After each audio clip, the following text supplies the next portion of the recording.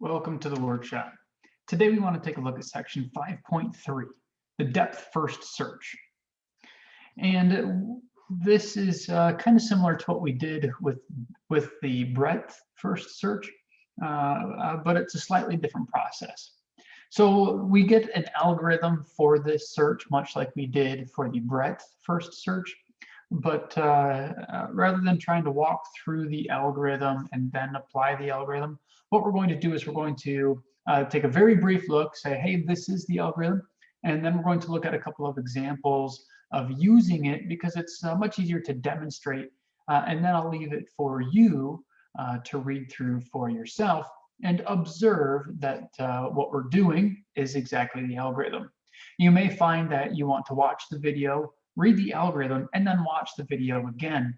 But we'll do multiple examples of the depth first search, so you would only have to maybe watch one of them. But one of them is just kind of an intro, and the other one is almost the exact same thing, but using the same sort of directions that will be given in the homework. So make sure you're familiar with that. So let's take a look at our notes for depth first search.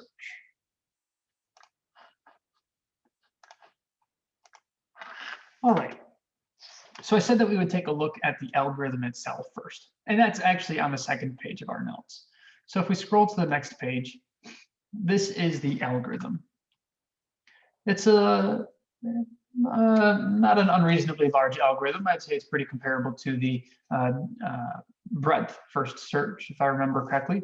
But essentially what we're going to do is we're going to label the vertices not with their distance away from our initial vertex, but essentially we're just going to label them and count them all out, okay? So however many vertices there are, that's how many labels, distinct labels there will be. If there's 10 vertices in the graph, then there will be the labels 1 through 10 to label the vertices.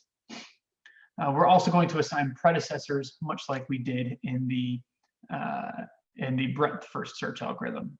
So we start somewhere on the graph, and then what we do is we kind of follow along as far as we can until we can't go any further, labeling the vertices with where we just came from as the predecessor and raising the number by 1 each time. Once we get to somewhere that we can't go any further, as if we were trying to go on a simple path that somehow we get blocked in, then we back up until we get to a vertex that we can continue on from. So we work our way back and then continue on, again, increasing wherever we left off with the labelings and with the predecessors. And that's essentially what this spot is here. So we want to keep track of everything that we've looked at in terms of the vertices and the edges. So we'll build our vertex set and we'll build our edge set as we run through this algorithm. Notice here we have L, which is the vertex set, and T, which is the edge set. So you'll want to notice that in here. All right. So let's apply this algorithm to these two graphs. So essentially what we're doing is what the directions say. We want to find a simple path that is as long as possible, then back up and add branches whenever possible. So we want to start at vertex A arbitrarily, okay? So we're going to start at vertex A. We're going to start right here, and we want two sets. We want the vertex set, which is L, and we want the edge set, which we're calling T.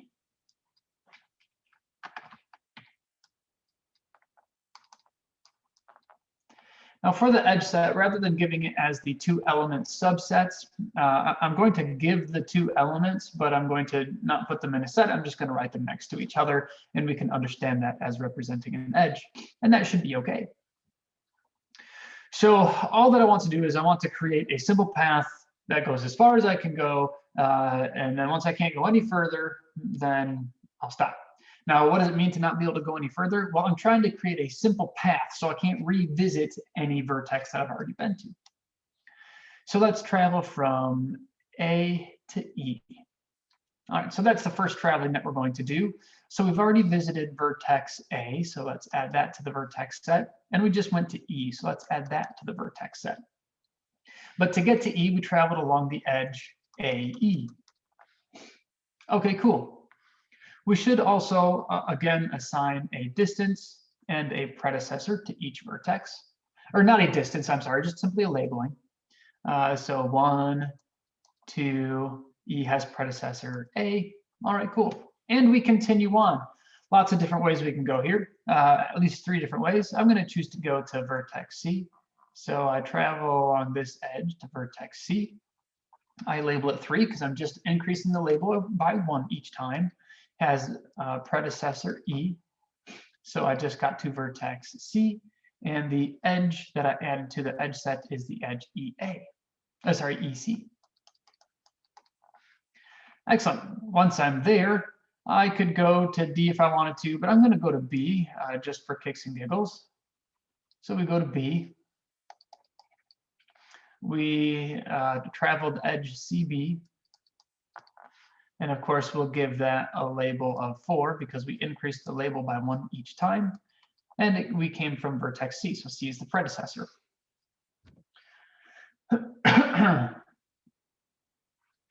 All right, so from here, if I wanted to go somewhere, I'd have to go back to vertex E, but I've already been to vertex E, so it would no longer be a simple path. All right, so we have to backtrack until we can get to somewhere that we can, again, move forward. So we traveled as far as we could, we can't go any further before it becomes not a simple path. And now I go back to the next, go back to this vertex, and I say, could I have gone anywhere else? Yes, of course. I could have gone to D. So then D is given predecessor, let's see here, C as well. And it's given the label 4. Excellent. So from here, we went to edge D, vertex D, and we traveled along edge CD. All right, can I go anywhere from there? No, because I've already been to E, I've already been to A. So I back up. Can I go anywhere? No, I back up. Can I go anywhere? No, I back up. Can I go anywhere? Yes. Okay, now that I can go somewhere, I choose somewhere to go. I can go to G or F. I'm going to go to G. So I travel to G, add that to the list. To do that, I traveled along the edge AG, and I assign it its labels, increase the label by 1. Oh, and you know what? I went to 4, and then I accidentally did not increase the label here. That should be 5, and this should be 6. There we go. And it has predecessor A. All right, now can I go anywhere? Yes. I can go up to vertex F. And to do that, I traveled along GF. Excellent, and I'm done. How do I know that I'm done? Well, I know that I'm done because I've visited all of the vertices of the original graph. And what is the tree that we want to find, as this problem asks for? The tree that we find is exactly this edge set. So T, which is T is the set of edges that forms a tree on the graph. Excellent. So we used the edges from the graph to create a spanning tree, and the spanning tree is all of these edges here. So the depth first search itself is the labeling of these vertices and the building of the vertex set and the edge set. That's what the algorithm does. And we're taking that set of edges and we're noticing that, hey, look, there are no cycles. There's 1, 2, 3, 4, 5, 6, 7 vertices, and there's 1, 2, 3, 4, 5, 6 edges that we've traveled, which means that what we have is a tree, because there are a lot of equivalencies that give a tree here. And if we have 7 vertices, 6 edges, and no cycles, we know that we have a tree. Excellent. So this looks good. So T is the set of edges that forms a tree on the graph. And that is called the depth first search tree, I believe. Oh, we'll take a look at that shortly. So that's the application of the depth first search. And the result is a tree, or that's what we're interested in right now. So we want to repeat that same example, essentially. And what we're going to do is we're going to add one simple direction, and it's the direction that will be in your homework as well. And what we want to do is we want to find we want to essentially apply the depth first search algorithm, do what we just did above. So in the homework where it asks you to apply the depth first search algorithm, that's what we need to do, exactly what we just did. And then when it says that whenever there's a choice of vertices, choose them in alphabetical order, that's the additional direction that we want to add here. So let's repeat the example, choosing based on alphabetical order. Now we want to start at A, not because that's first in the alphabet, but that's what the directions were. Begin at vertex A. Okay, so let's do it. So we have 1, 2, 3, 4 options, right? 1, 2, 3, 4 options. We just choose the one that comes first alphabetically. So A, B, C, D is first, so we go from A to D. All right, so the vertex set is the set L. We started at A, and then we went to D. So when you're showing your work, the evidence, we should build the vertex set as we travel along, and we should build the edge set as we move along as well. And I should be able to see that work through your vertex set and your edge set. Because if it's not in the correct order, I can see that you did not build these sets as you went along. Okay, so edge set T. We traveled from A to D. That was the first edge that we traveled along. All right, we have 2 options, travel them in alphabetical order. We travel from D to C, because C comes before E. So we travel to C. So we add C and add the edge DC. From C, we have two options, B and E. So we travel to B. So we add B and we add edge CB. Now I am forgetting one thing here. We do want to add the labels here as well. So 1 with no predecessor, 2 with predecessor A, 3 with predecessor D, and 4 with predecessor C. Excellent. So we continue on. There's only one place to go from B, and that is all the way to E, which gets the label 5 with predecessor B.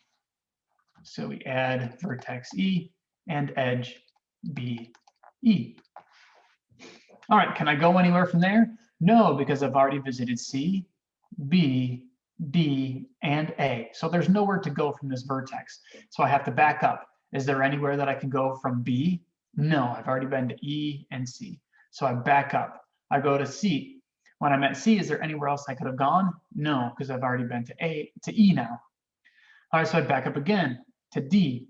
Once I get to D, is there anywhere else that I could have gone? Yes, but I've already been to E, so I back up again. A. Is there anywhere that I could go for A? Yes, I've already been to D. I've already been to E, so my options are G or F. F comes first alphabetically, so I travel to F.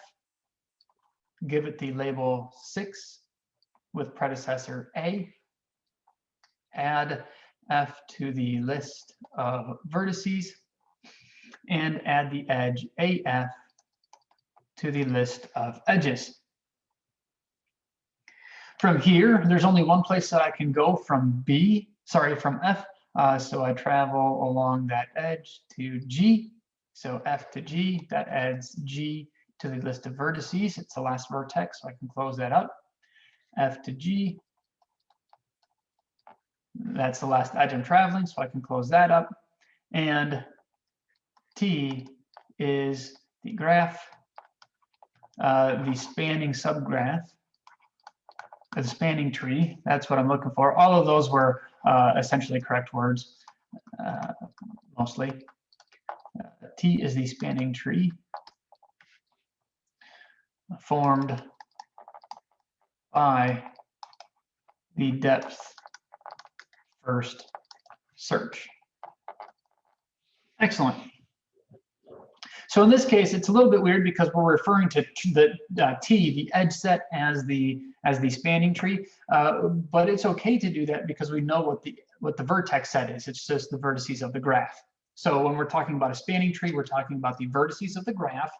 We're also talking about a subset of the edges of the graph. And what are the specific edges we're considering? The ones in T. Excellent. So that is running through the depth first search algorithm. I would encourage you to read through this algorithm to observe that it is the same thing. All right.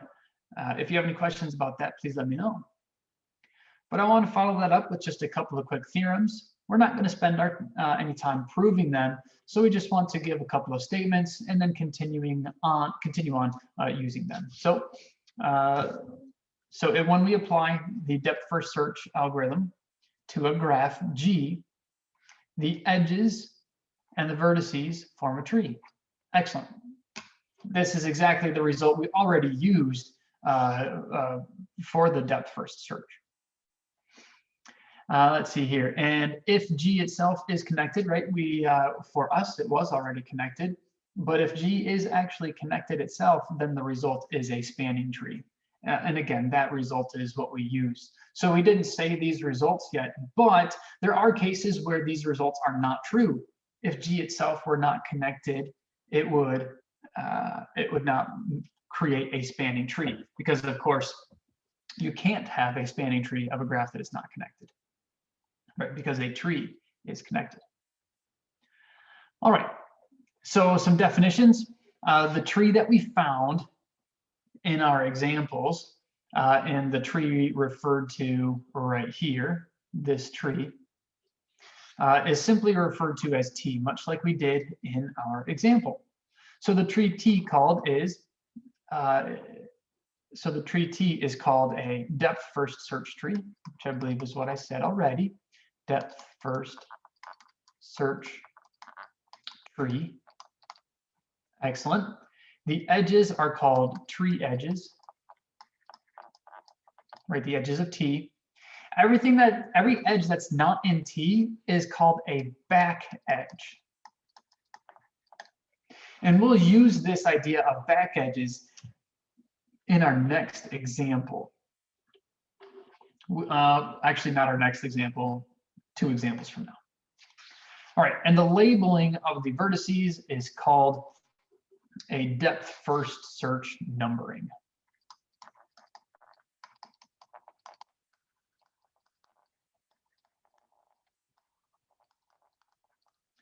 And when we talk about the back edges, we will also use the depth first search numbering to find something other than a spanning tree. So this algorithm has more uses than just a spanning tree, kind of like the breadth first search algorithm had more uses than just finding distances, right? We found spanning trees using that as well.